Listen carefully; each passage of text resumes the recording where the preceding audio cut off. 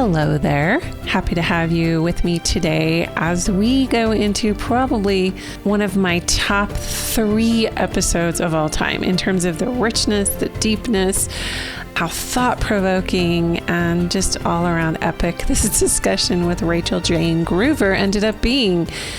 The episode today is called Demystifying the Enlightenment Process.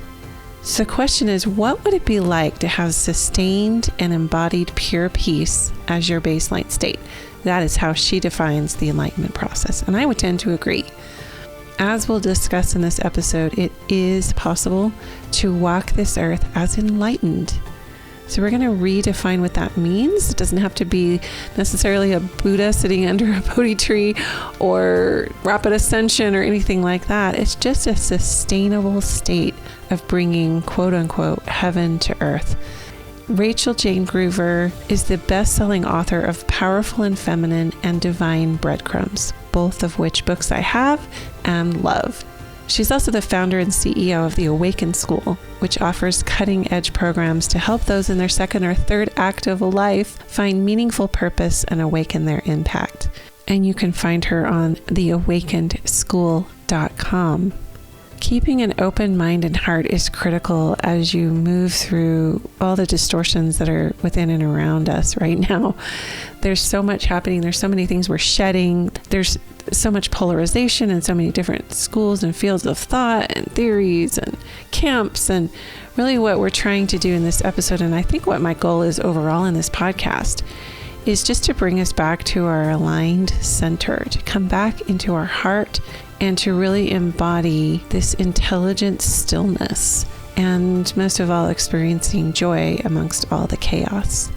I hope you enjoy this episode, and remember to follow me on Cherie.Burton on Instagram, as well as asking to join our private Facebook group, Stand, Speak, Shine Community.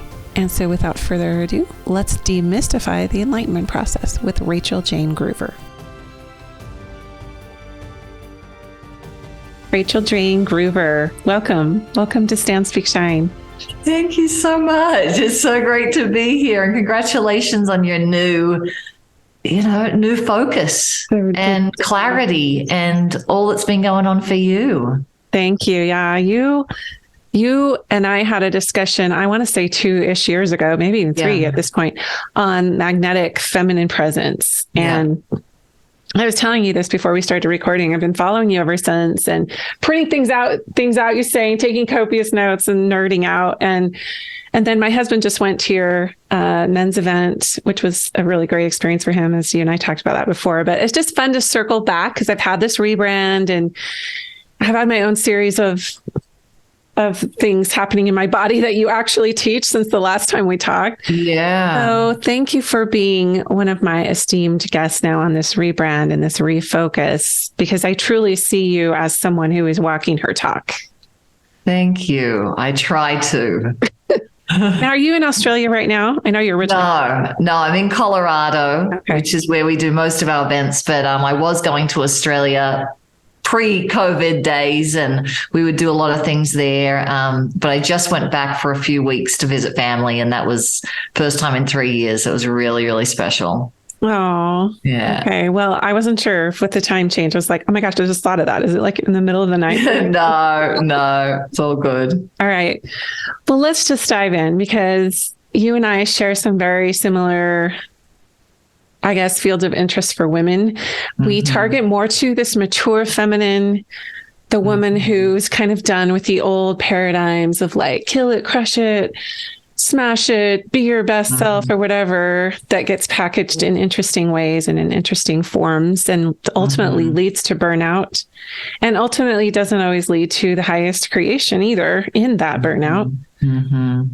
But I also want us to dive in, and I think these two are interrelated, but diving in and out of the spiritual awakening process and what that actually is, and how to recognize when that's happening, and how it's different than what I guess we were led to believe is spiritual. But I want, so let's start with, because I know you also talk a lot about amazing stuff with manifestation. I think these are all interrelated. They are. So tell me how this came into your life, all of this work, all of this really, really now you've really niched into because your business or your place online that people find you and attached to your courses and offerings is the Awaken School. Yeah. How did that come to be in your life? How did that get birthed? Yeah, well, it got birthed from my pain, and that's where it usually does get birthed from, doesn't it? It was really the pain of not understanding why I wasn't creating the intimate relationship that I really, really wanted. I'm a hopeless romantic. I want to go deep. I want to have an extraordinary love, not just one that kind of works. Mm-hmm. And I wasn't creating that. And so when I was young, even, through my 20s, I was just single all the time. I'd never had a long-term relationship until I met my husband. Wow. So it was this confusion and what's going on. And at least I should be able to date someone cute for 6 months. Like what? It just was stop. So that really led me into the understanding around the masculine and the feminine. That was really my first big awakening of what am I not getting? And I was very much in my masculine. I would have looked feminine, sounded feminine to a certain degree, but I was not being that. I was really just wanting to kind of meet men intellectually and make sure they didn't think that I needed them and, all that kind of stuff. Right. And so that birthed the realization. I started working with the feminine energy. So more of like how that runs through my body. What's the energy of that? Not just, you should be more this or you should be more that. Or if you're doing this is masculine. You're doing that, that's feminine. It wasn't really about that. It was really the energy that we run through our body, and that's the magnetic force. So once I started doing that, I married the man of my dreams. And before that, even different caliber of man started showing up like very quickly. So I was like, okay, something's working here. And we married, and then we started our business together. He was doing speaker trainings and I was doing the art of feminine presence, which at that point was just a few women in my living room every week. We were doing these practices that I was putting together really for myself around him and around relationships and kind of tearing down these old blocks I had with other women, over comparing myself, inner critic, all that kind of stuff. And then we'd all of a sudden thrown into our own business, which I had not done before. I was working for someone for 6 years prior to that.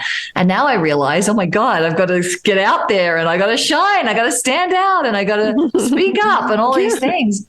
And that just kind of terrified me because I was a singer prior.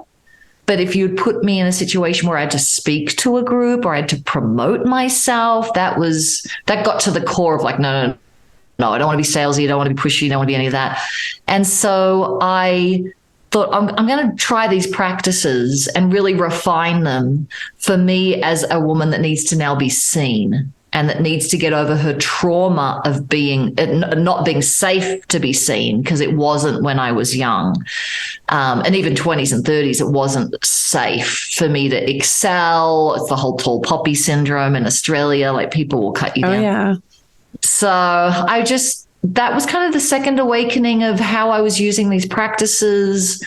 I would do them and then I would speak, or I would meet someone. They're like, you are so magnetic. I'm just so drawn to what you're saying. And, you should speak somewhere else. And so that started moving. And I always say was the number one thing that took us to, 7 figures, multiple 7 figures and beyond, of the magnetism and your presence precedes all the strategies that you're trying to do. I was trying to throw spaghetti at the wall, but until I really got a sense of myself and how I wanted to communicate, and could I be in my womb space and could I be in my heart while I was promoting and trying to do all these things, it wasn't really working. And after, it worked really, really well. And it's very much tied to what you're saying about this, old, more patriarchal way of doing something, or this new way of like hustle, do. These practices really supported me to be highly efficient, highly productive, working hard, and never have burnt out, never have come close to burning out, because it's how you're running your energy and how you're being while you're working. And so if you've got this kind of drive from ego of I've got to, be a certain person to be liked or whatever it was. So it's very grateful for that. And then the final thing that's happened over the last 5 to 6 years is how these same practices relate to the spiritual awakening process. And realizing about 5 years ago that I was missing some key pieces in this body of work called the Art of Feminine Presence that would take women to an empowered place and, all of those things, but it wouldn't pull them through the vortex or the gateway to what some would call enlightenment or real spiritual awakening, the death of the seeking mind and the ego. So it's been an amazing journey, still on it. That is so interesting because that's why I rebranded from Women Seeking Wholeness, because I didn't want to be in the energy of seeking anymore. Yes. It's like, no, we already are whole. Let's just embrace that. And let me just affirm that for you instead of us just this being in this perpetual seeking mode. Yes. But it's so interesting as I was listening to, because I kind of was going through this whole arc, like it started with this pain point of really loneliness, like the longing for like a beloved partner. And also probably even deeper, like to integrate that within yourself, that masculine and feminine together inside of yourself, which ultimately led you into sourcing that magnetism, getting into that womb space, that power, creative, sacred sexuality center, that creation, magnetism really center of your body, and still letting your heart attune to that in your authenticity. That is the higher purpose than everything else that is birthed from that, right? It's how you're lined up with that is the purpose. Yes. And I think you and I are attuned to when, like, we can sniff that down now in other people because we've been through that process. And it's not snobbery and it's not judgmentalism. No. It's just like, that's not the teacher for me, or that's not the program. Well, I can see my old self in it, I can I can see like, oh my God, that's exactly what I was trying to do. Yes. And your beauty only gets you so far, and your charisma only gets you so far. Right. If you have those, if that's in your repertoire or talent base, right. Eventually you recognize that it's how you're sourcing that deep creativity and wisdom inside of you. Yes. That is what's drawing people. That's the unspeakable pull. Yes. And that's what I'm hoping to guide women to. I know you are as well, that's it. And men too. And men too. So let's go into spiritual awakening. And I'd mentioned to you before, I nerded out on your Demystifying the Enlightenment process email that you sent a while, like 2 years ago or something, 2.5 years ago. Yeah. You said, to know thyself is the highest knowledge. It is the rare person who chooses the path of spiritual awakening and sees it through to the finish line. The rare person. So tell me can you expound on that a little bit more? Yeah. So there was different kinds of gateways in a way that was happening to me in this more intensive part of spiritual awakening, because I think we're always on it. It's not like we're not awakened or we are. Yeah. Exactly. So it's moving.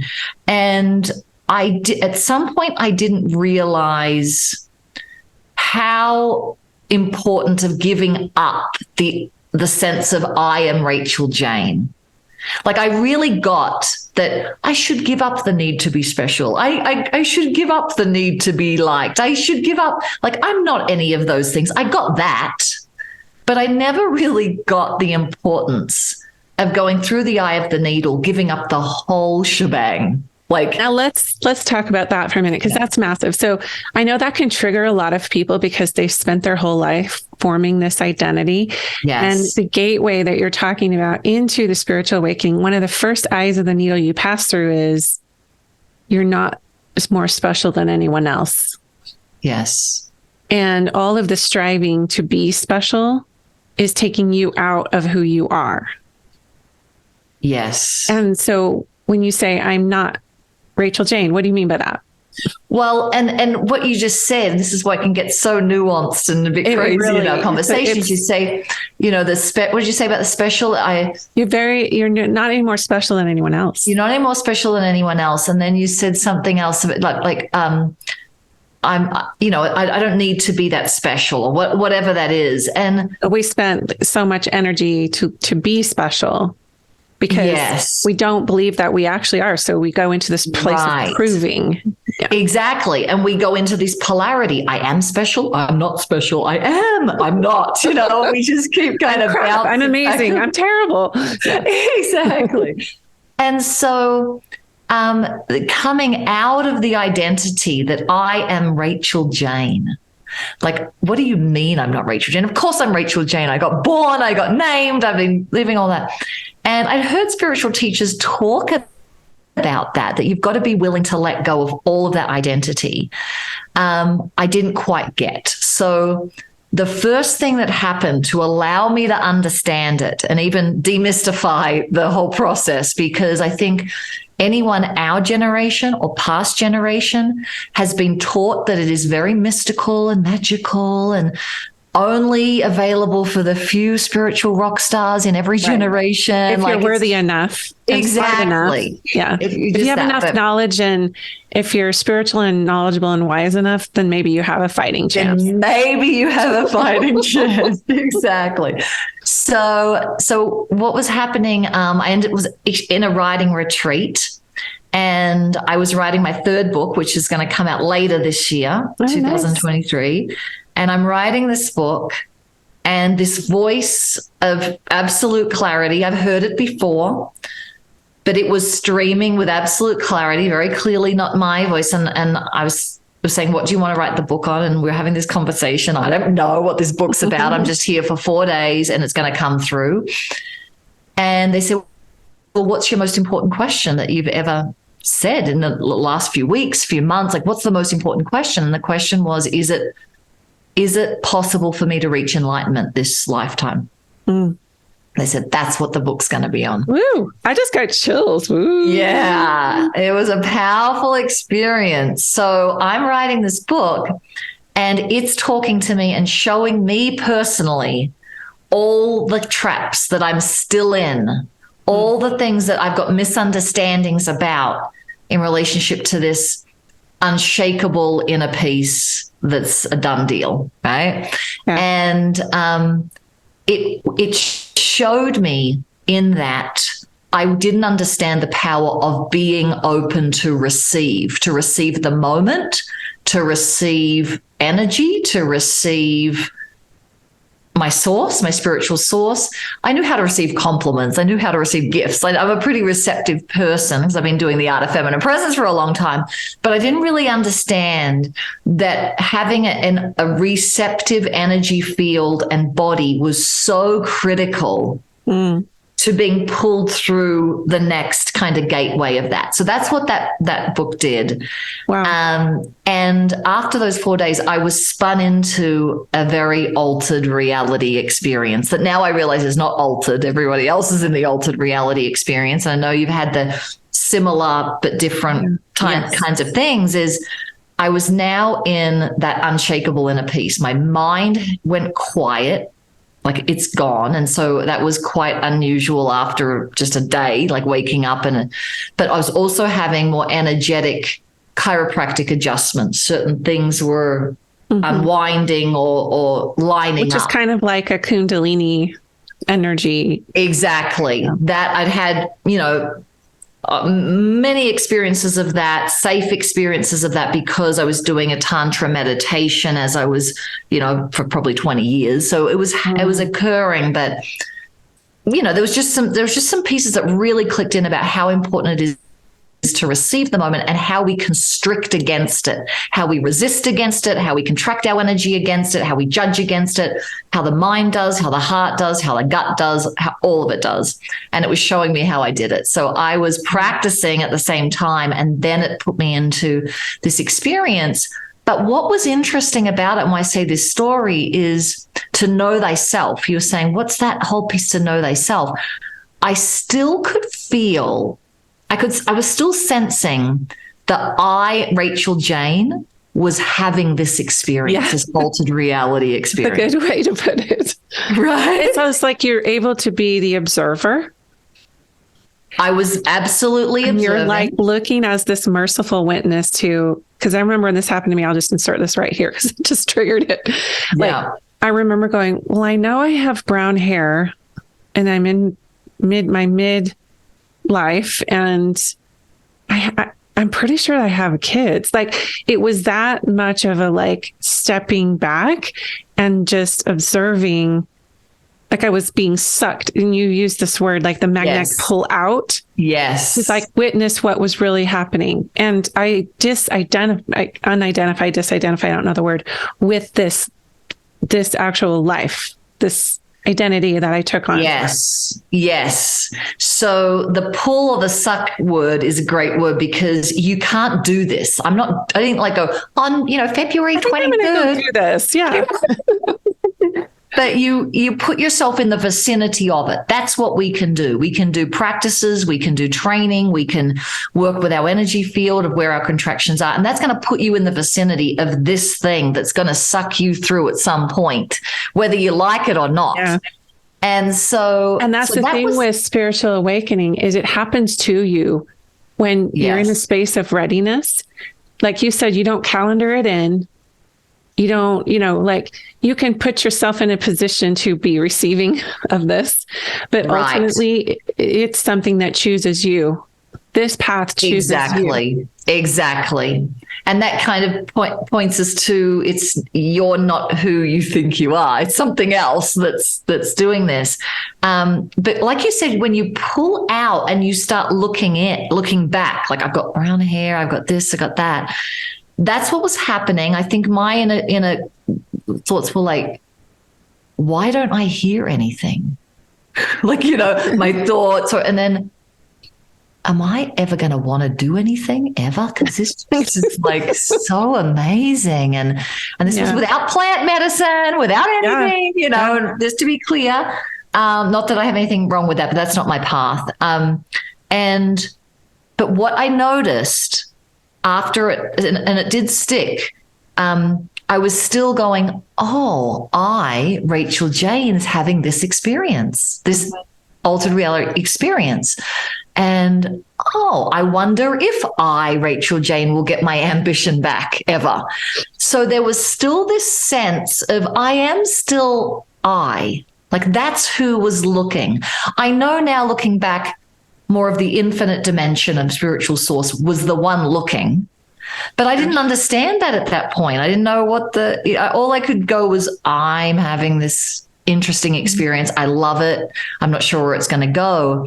And so that was enough of this. I think I'm still that self. I'm not really infinite self, that would then pull back into some triggers. And I knew I was getting triggered when I thought for the first time, my husband doesn't get what's going on with me.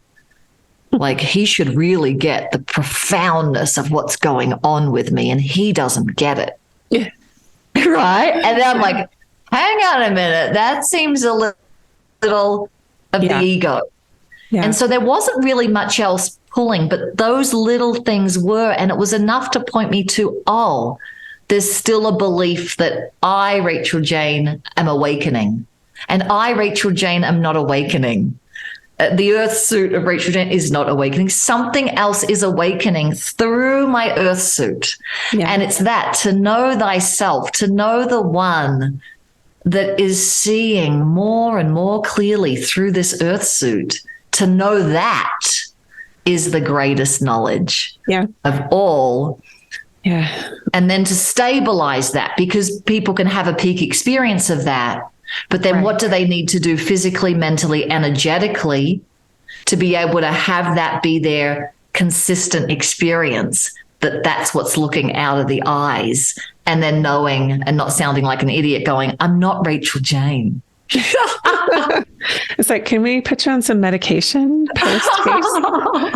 So this part about seeing it through, it's what you just alluded to, is that people can dip in and out of that state. Through peak experiences or plant medicine or transcendental meditation or whatever. Yes. Spiritual practice of any kind where they become very versed in understanding that we are multidimensional beings. And I think that the being in it for the long haul and being open and staying open. Yeah. I've heard the phrase, have your way in me, like with the divine, just have your way in me. And that can look like so many different things for so many different people. Yes. So for you, how would you define enlightenment? You kind of touched on a little bit about sustained peace, but how would you define when somebody's, let's just say they've reached that state? And I don't even know if you can say that, because ascension to me, when I had this series of kundalinis or awakenings, was I saw ascension as down and in instead of up and out of me, up to heaven. It was, nope, it's the further I go down into my being and into this realization, that's ascension. But so how would you define, I guess, a sustained state of enlightenment versus just touch points of going in and out of this state? Yeah. How do you know when you've kind of stabilized into that state? Yeah. Well, first is you'll know that you won't have thoughts about your husband. The ego won't come creeping in. And that was all just, I want to get, happens almost immediately within the first few weeks of some awakening experience like this. I want a gold star that I am having this awakening experience. I don't know. Somebody please recognize me. Will someone recognize that something's, and it's funny because something is amazing happening. It is happening, but I knew that there was some recognition. So the ego is still there. So then I did enough kind of reaching out of who really gets this. I found Adyashanti at that point about 5 years ago. I don't know if you know him. No, I don't. But he was brilliant at being able to kind of talk me through what this was and humbly saying, you're only halfway there, even though, he's like, thought, I did it. I've done it. Oh, I kind of wasn't, I've done it. I was sort of, I was a little bit about it because I must have known something was not fully there. But I remember him saying, that moment when your mind goes silent and there's no inner critic anymore and you're not comparing yourself to anyone and it's just gone like bam, and the peace is unbelievable and your heart is so open and you feel grounded in your gut center and you just feel like everything's good. And I'm like, yeah. And he says, that means you're halfway there. Whoa.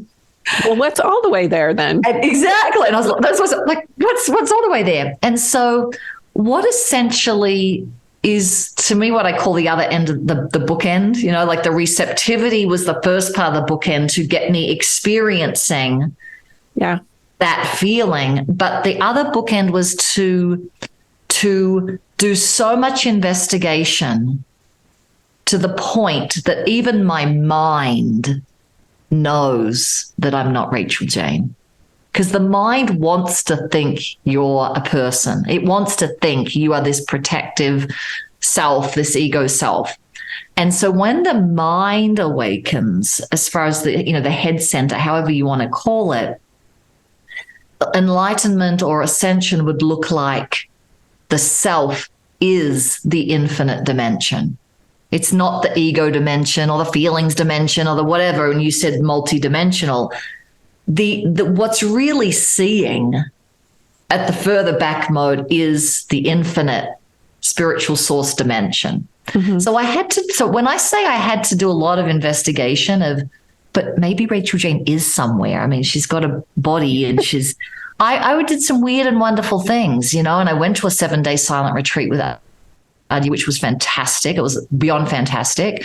And I, at some point got to that realization that everything that's been looking through my eyes forever is the infinite dimension. And there was a waking up experience that then the throwback into like, I want a gold star was gone. Gone.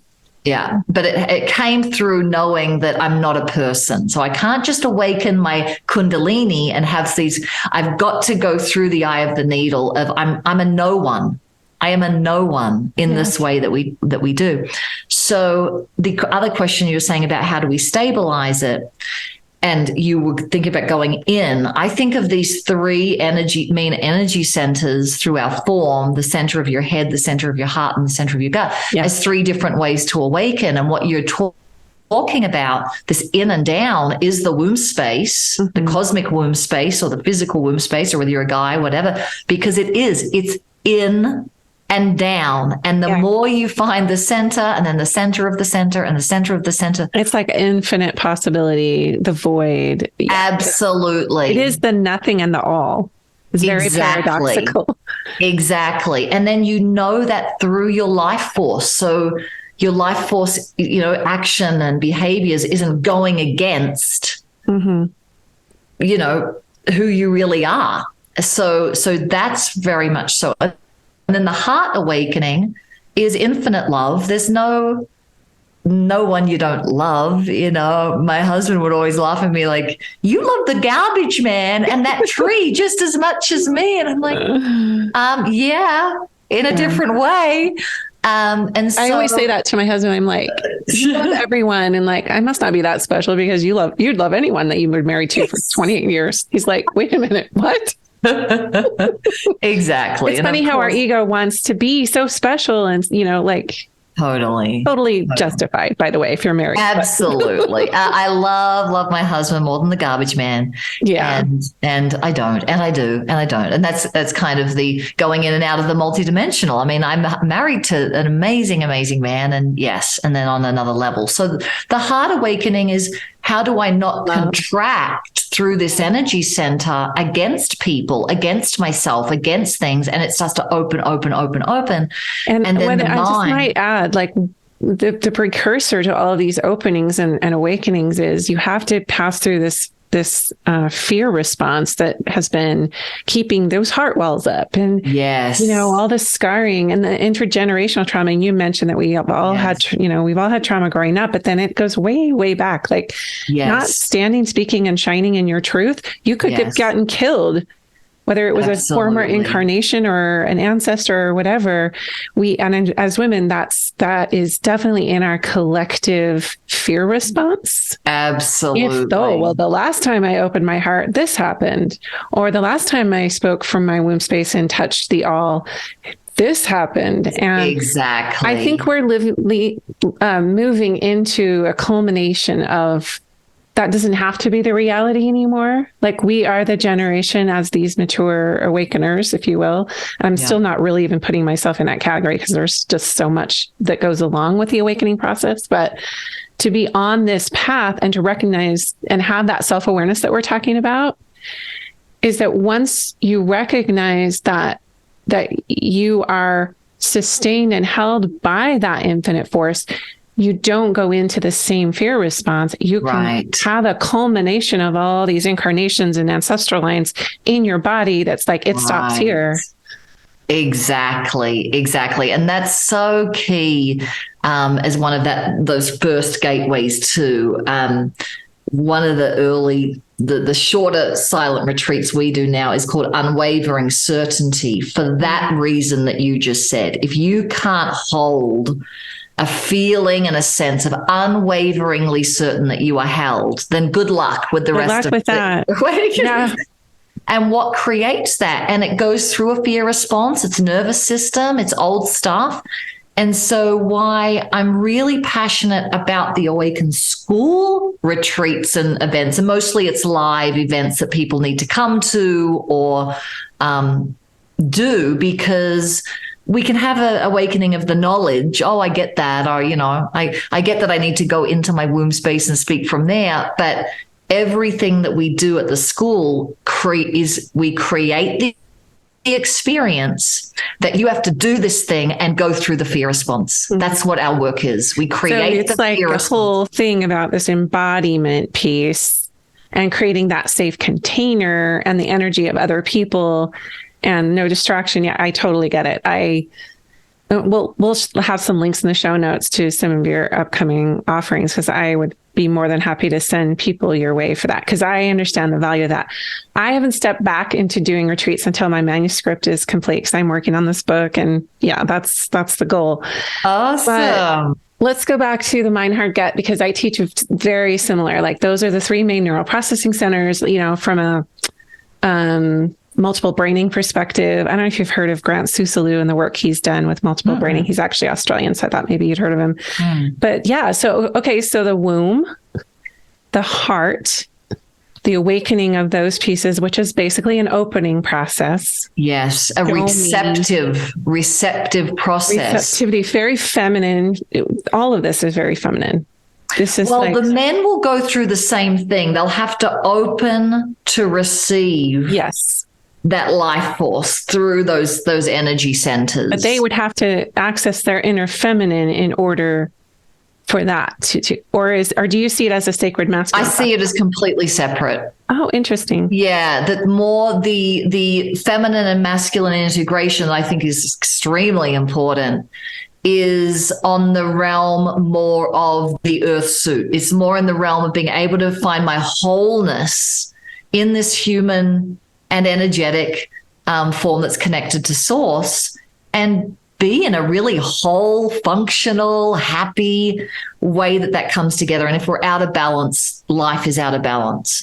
Where with the spiritual dimension that I'm not female, I'm not masculine, I'm not feminine, that it's very much what I've witnessed, at least, is the same process. It's, can you not contract against and open to receive instead, energetically, mentally, emotionally, physically, all of those things.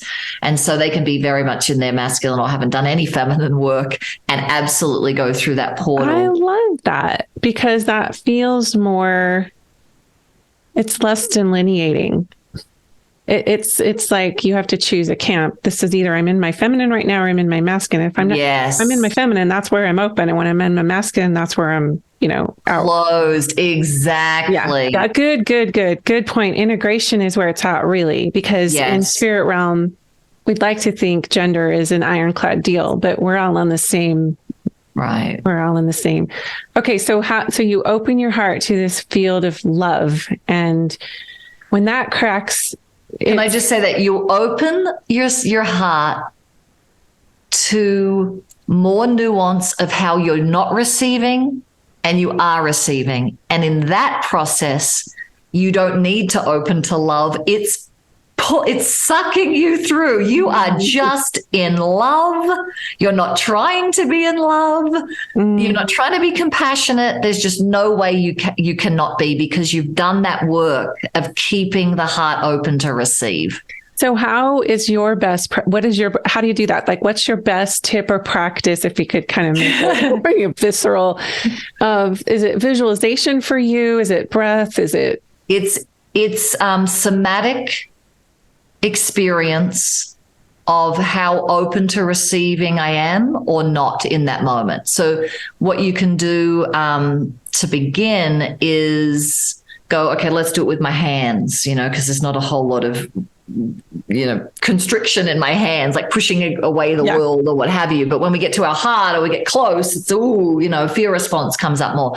So people can feel the difference between putting your attention on your hands, like there are my hands. So anyone listening can do that.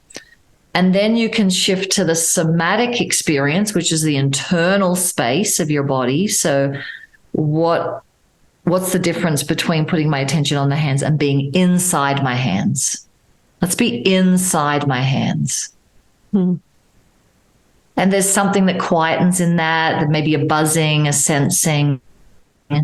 And that ends up being very important in the ascension process, because you're ascending through the earth suit. You're not ascending like somewhere out in the clouds. You're ascending through this body.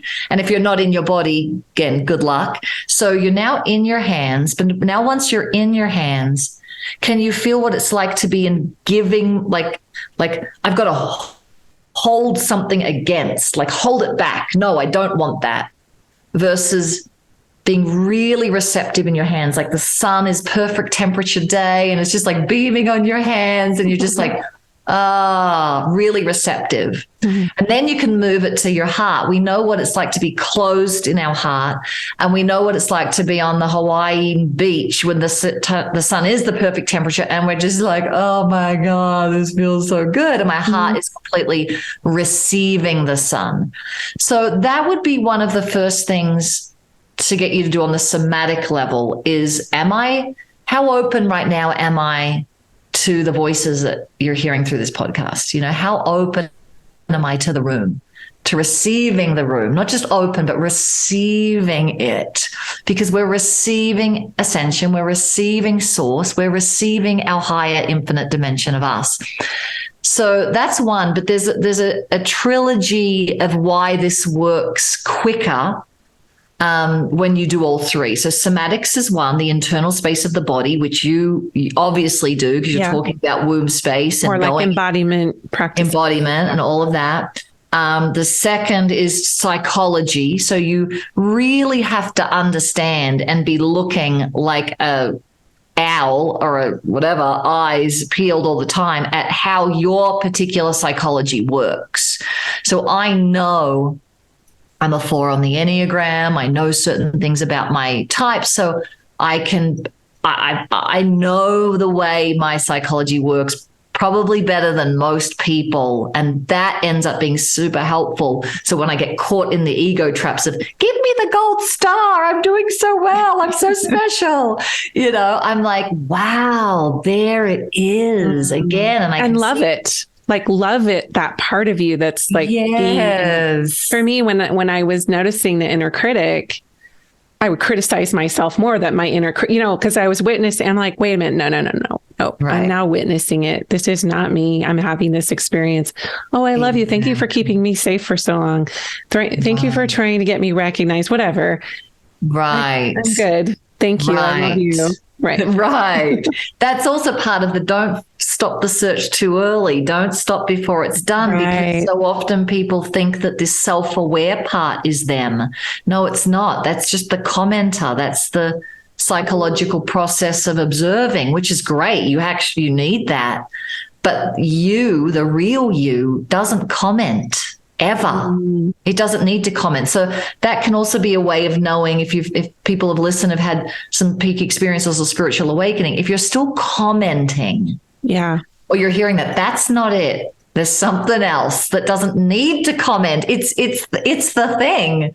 Yes. So it's not trying to improve, or it's not trying to seek. It's not trying to get anywhere, because it is already interesting. Everything. Yeah, and sometimes when nothing's coming through seemingly as a thought or an impression, sometimes that quietness is the answer. It's like, I'm just going to still here until you can feel this presence. And I'm going to sit back. I love that. Like, I heard the phrase merciful witness through an astrologer that I work with. And he's like, you're, looking at, you were talking about the Enneagram and stuff. And when I look at my chart, it's easy to see how I would fall into the trap of that inner critic. And so with the perfectionism and the different things that I decided is my karmic whatever path here, that it's so beautiful when it happens, when there is that quiet that just kind of distills, and you don't need words, and you're just kind of sitting there going, wow, awestruck. Held. Okay, so psychology is that psychology was the second. And that's just more of the, how am I experiencing these thoughts that come through? Is that kind of the psychology is multiple things. It's knowing how your particular psychology works. So I use the Enneagram because it can go into great nuance as you learn versus maybe a disc profile, or you've got this kind of thing or whatever. I love the gene keys. I don't know if you've heard of human design. I've heard of it, but I have not. Oh my goodness gracious, I think you would eat it up. Probably things like that. Just really knowing yourself, and then knowing your blind spots, because there's a reason why you don't see your psychology. Like I couldn't see a lot of what I saw 10 years ago, 20 years ago. So you've got to be a diligent student to where your mind is focusing. And then the shadow work, which I know you do, that's part of psychology, being able to own the parts that you don't want to own. That's the integration of that. And also just the mastering of your mind and your fear when it comes, going, no, I got this.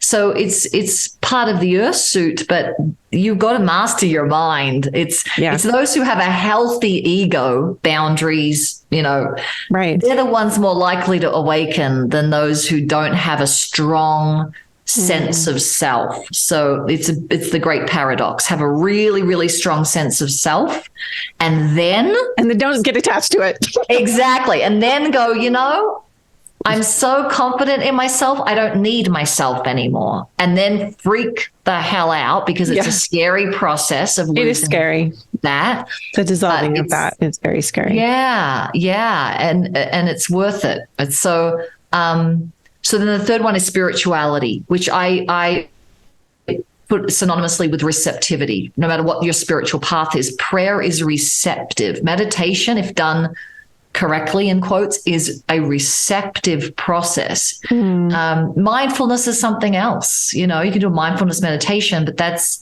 you don't have to be in your spiritual realm to do that. Right. So when people do all of these three things at the same time, that's when I see in myself and our students, for lack of a better term, faster growth, because they're, as you can imagine, doing the somatic work on their receptivity. Now they've got their eye on what that mind does and they know it.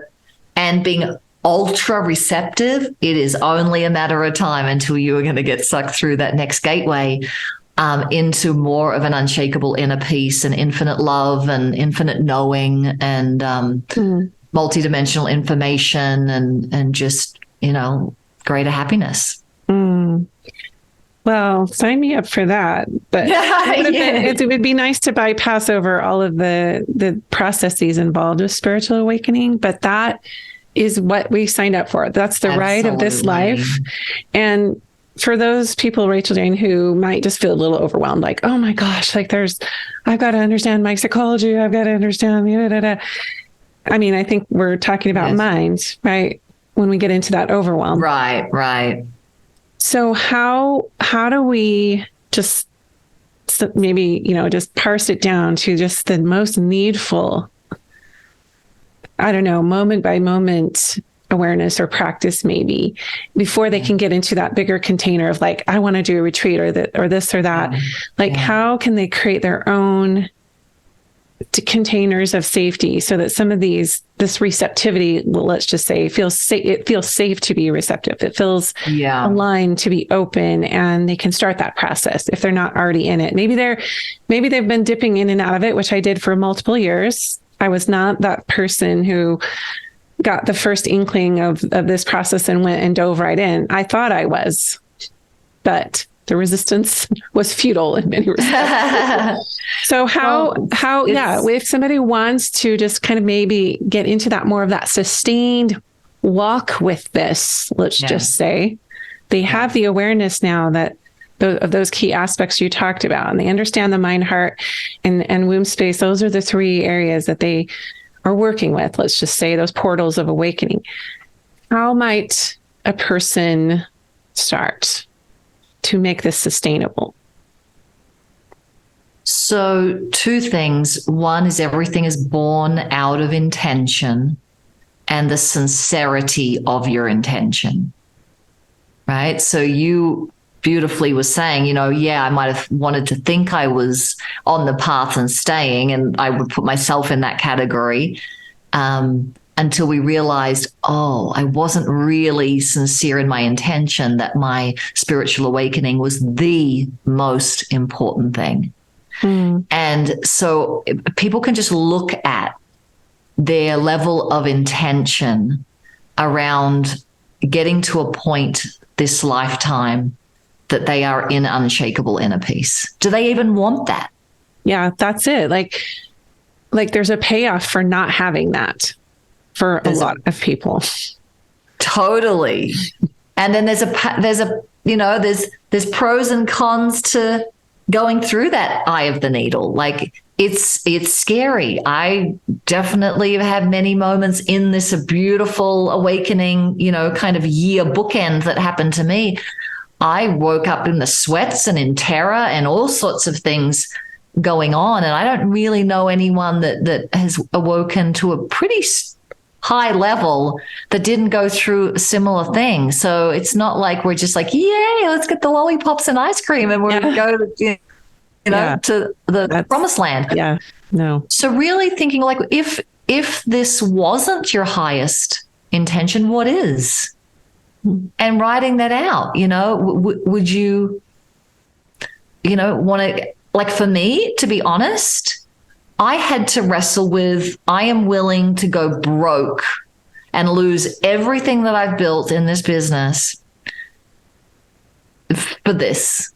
And that scared it all out of me, right? Sure. Like, yes. Because I've got a name and I've got a thing. And now if I fail and I do it publicly, and I just had to come to a point, no, this is more important than keeping my business. This is more important than keeping my marriage. This is more important. Not that anyone has to be there, but just noticing that. And then the other thing I would do is start with your vertical core in any meditations or any practice that you do, dance or qigong or yoga or walking in the morning, and just really start to get more of a sense of this vertical core and a containment that you are a separate energy field. Because what Sherry's talking about is so true. You've got to go in and be contained for you to go through this portal. And so many people are not contained with their energy. That's why their mind's all over the place. They're kind of in tomorrow and in yesterday and over with that person. What are they thinking of me? Yes. And so I just think of my little hamster wheel, like an arm's length out, and all my energy is like with me here and my core. And I walk around practicing that, and that's going to support then you receiving what's next in this unfolding of your opening and awakening. And we can't tell our listeners what that is for them. No. Yours was different than mine. Mine's different than yours. There are universals here at play, though, that it really is going to be something that brings you to your knees to get you to open more to love. Yes. Love yourself, love what is. Love everyone, love the process. And you mentioned the importance of a teacher, and usually these teachers will just show up, right? When they're, the student is ready, the teacher will come, Ask. If you ask. If you put it out there and you ask, yes. Yeah. And my teacher was also from India. His name is Nithya Shanti. I've interviewed him twice on this podcast. And in my darkest times, he was teaching me, God is having this experience through you. I was like, what are you talking? God is having an experience as Shri. I was like, stop right now. Because I was raised very, the religious mindset was, it was just very different. I was very separate from that. Right. And it was very male, and it was very punitive, and it was micromanaging me. And so it took about 7 years for me to really materialize what this was. Like my body, my brain couldn't register it. Yes. And so letting that resistance go and asking to be shown and taught, and how source or God moves through me as creator in this lifetime is very sacred to me now. But what it means for me is going to, and how I orient with that. I may have a degree in psychology. Do you think they taught us anything about real self-awareness? Right. But you have to throw your old identity on the altar, really. Yes. And that can happen multiple times, and should happen multiple. It's still happening. Yes, absolutely. That attachment, it's a real thing. Absolutely. It's a very real thing. And I kind of like my life, and I like my children, and I like where I live, and I like all the things, and that's okay, because God likes those things too. And that's why we created them together. Absolutely. So it all works out in the end. Yeah. Well, this has been a real deep dive, yummy discussion. As I said before, I really appreciate the depth that you go to in such a approachable, you have a friendly, maybe it's because you're Australian. I don't know. I love it. I'm headed there in February, so I'm so excited. Oh, nice. Nice. But well, we're approaching February, but I'll be there in a few weeks. But I just think that what you're doing is very important, and the reach that you're having, the draw in is, really like, it's your time to manifest. This is your time to awaken. This is your opportunity. Yes. And that kind of messaging really speaks, I think, to a lot of people who are on that mature path. We'll just say, we're just done with the fluff. Yes. Let's just bring it. Yes. So where can they find your beautiful offerings, Rachael Jayne? Yeah, I think the awakenedschool.com would be the easiest place to start. We offer free membership. So if anyone wants to do any of our masterclasses, we do a lot of free master classes or challenges, and we've got all sorts of things from manifesting miracles to those who want to have more of an awakened approach to their business or write their book in a highly receptive state, which is what we do now after those experiences, or a silent retreat. But it's good to start with something free and just get a sense of what we do. We is my husband and I, and some close friends who are brilliant in their areas of energy and spirituality and human potential and those kinds of things. So the awakenedschool.com. And then I also want to point toward my last book, Divine Breadcrumbs, because we've talked today a lot about all the amazing stuff that's been happening. And sometimes it's easy to forget or think, oh, everything's been easy. And Divine Breadcrumbs is kind of the prequel to what happened in our conversation here, that would be helpful for some people to hear some of the challenges and more of the, lead up to that, because I've definitely been in big issues in my life. Went through bankruptcy. I had chronic pain for many years, couldn't get out of bed for many years. Obviously the relationship stuff was interesting, and no one gets off free. It's definitely a journey and intention and sticking with it and I think just being able to identify where you are and know that it's all perfect, that everything has led you to this time where even those listening to this podcast, like, there's something your soul led you. If you stuck it out with this conversation, and there comes a time where you, like you were saying, with that crystal intention of, yes, I want this. Yes. That I'm bringing heaven to earth. I'm not waiting. Yes. That in this lifetime, I bridge heaven and earth, and I live in this state here and now.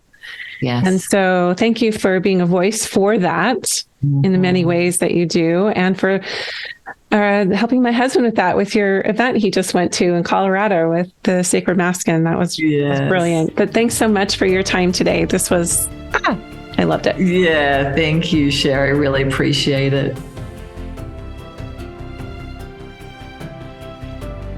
I really love this discussion so much. It's interesting that when you really start to break everything down and whittle it down to the center of what all this is about, the awakening, the ascension, the enlightenment process, it involves knowing yourself at the deepest level. You are divine.